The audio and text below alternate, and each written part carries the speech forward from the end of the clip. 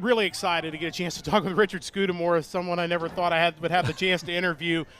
First off, welcome to Northern Kentucky, and a huge thank you from all of us for everything you and your family have done here. Well, thank you. We're very glad to be here. It's somewhat of an honor, I have to say. Oh, we're certainly happy to have you here, and obviously the opportunity to have the field named in your honor. And what do you think the impact is going to be here at Northern Kentucky based on this donation that's going to allow great benefits in the future for this Northern Kentucky soccer program?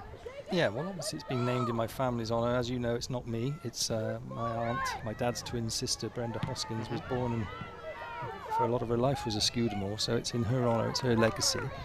All legacies really are meant to leave things in a better state in which they started. It's great facilities you've got here, great program you've got here, so hopefully these funds will enable that program to go deeper, wider, just more pervasive, more progressive. That's exactly what you should do with those type of funds. Absolutely. What do you think inspired her to give back? Obviously, not just here in Northern Kentucky, but she's made such a difference all across the greater Cincinnati area. Yeah, that was her wish. She did very well in business. She overcame many hurdles, fought many battles, won most of them, made a few dollars, and wanted to leave those dollars to, just make some difference somewhere. And so, along with the trustees, a couple of very good guys, Todd Reed and Dan Gronek, the local trustees here, they've divided the money between 6 or 7 charities here in the greater Cincinnati area, northern Kentucky.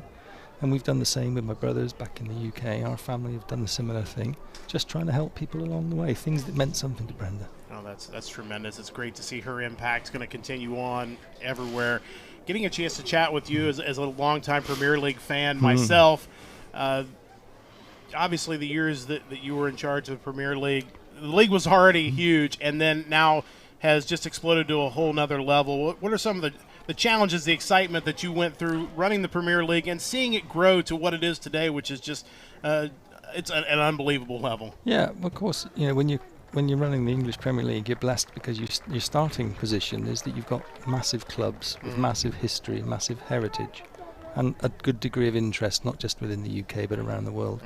And then if you keep reinvesting, and the clubs have never been shy to reinvest in playing talent, but not just playing talent, in stadia, youth development programs, community programs, massive investments that they've made with the money they've generated, that self-fulfills and self-propels and becomes a virtuous circle, and that money gets reinvested, and the game grows and grows, and then internationally it grows, and then people like NBC come along and say, let's broadcast this seriously in the US, and you see what happens. And all across this great country, people are getting up at 7 a.m. and 10 a.m. on Saturday and Sunday mornings. Guilty as charged. And that's not guilty. That's to be congratulated.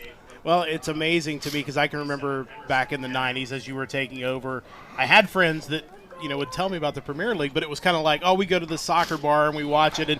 And then, like you said, it has become this thing that has just exploded here in the United States, and there's so many new football fans over here because of the coverage and how the league has basically taken over the excitement here in the country. Yeah, and it only works if what they see is what they like. And you have to create the most competitive and compelling football competition you can, and people will be interested.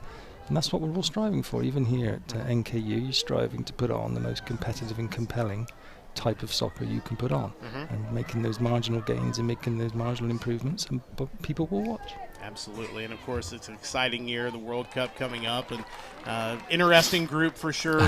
But you see the growth of the game here, and I think some of that is due to the popularity of the Premier League and what soccer looked like in the U.S. in the mid-'90s before you took over the Premier League, and what it looks like now. It almost completely night and day difference. Yeah, well, soccer's I've been coming here for 50 years, and soccer's always been here. I think it's the same year this college was formed. The North American Soccer League merged and formed 1968. You'd had 50 years of it before. You'd done well at World Cups in 1950, 1954. So there's a huge football heritage here, but of course, it's a pretty competitive landscape. There's a few other sports that people have heard of that they play here, but I think this is one of the most accessible sports in the world because a couple of people can pick up a ball and play it.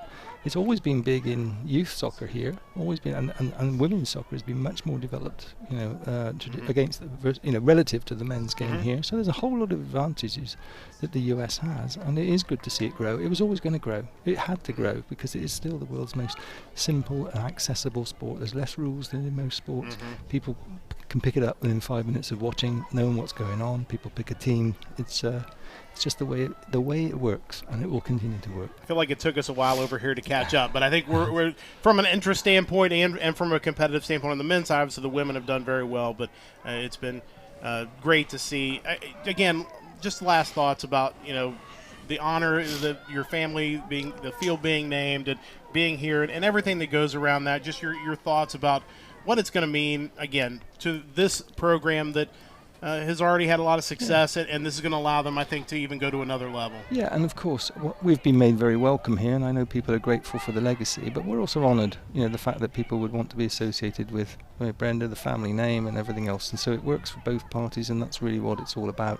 And if in any small way the legacy that she's left goes on to contribute towards the continuous improvement of what is already a great program here, then we'll be very proud indeed. Well, we're completely appreciative of her donation and everything your family has done, and I'm completely honored to interview you on television. Thank you for coming over. Thank you for everything, and best of luck going forward. It's my pleasure. Thank you. Thank you very much.